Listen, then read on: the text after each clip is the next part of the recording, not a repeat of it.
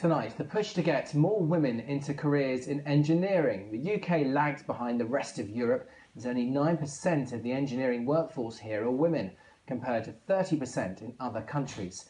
Fewer than 16% of undergraduate engineering students are women, barely 4% making up apprentices. Well, despite our region being at the forefront of motorsport, technology and science, the gender gap shows no sign of narrowing. This report from Kate Bradbrook.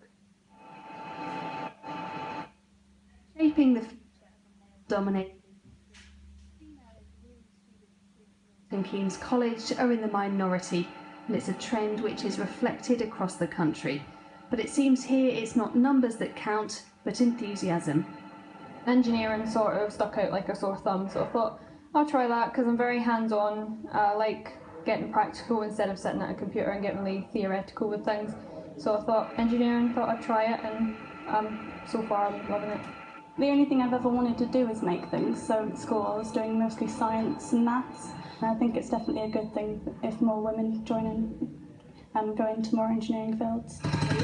One sector in the race for equality is the motorsport industry, with events like this one designed to encourage the next generation of female engineers. You have to do amazing stuff, go-karting, fitness and teamwork, all sorts of things. My favourite part of the day was go-karting. And why was that? Because it was just so fun and we just got to ride and ride and ride. I thought it was really dangerous and like, why would someone want to do this? But then when I actually got onto the track, it was really fun, and now I know why they want to do it. Williams say just a few years ago there were no women working in their engineering division. Now it's 8%.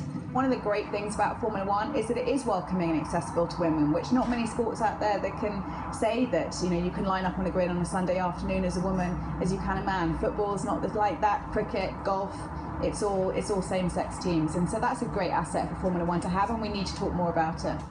According to one charity, the way engineers are looked upon also needs to change. Professional engineers are very much respected in Europe and in the States as well. I know that they are seen to be like rock stars, for example, so that people really aspire to be engineers, and it's thought of as a very a profession that they want their daughters, for example, to go into. Here at Hertfordshire County Council, the team in charge of road resurfacing is headed up by Principal Engineer Vicky Saunders. She started her career in administration, then trained on the job, and admits it's not always been easy to break the traditional stereotype.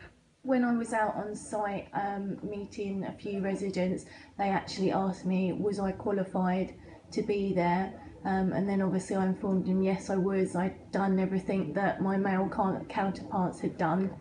A quarter of engineers here are female, claim there's still more work to be done.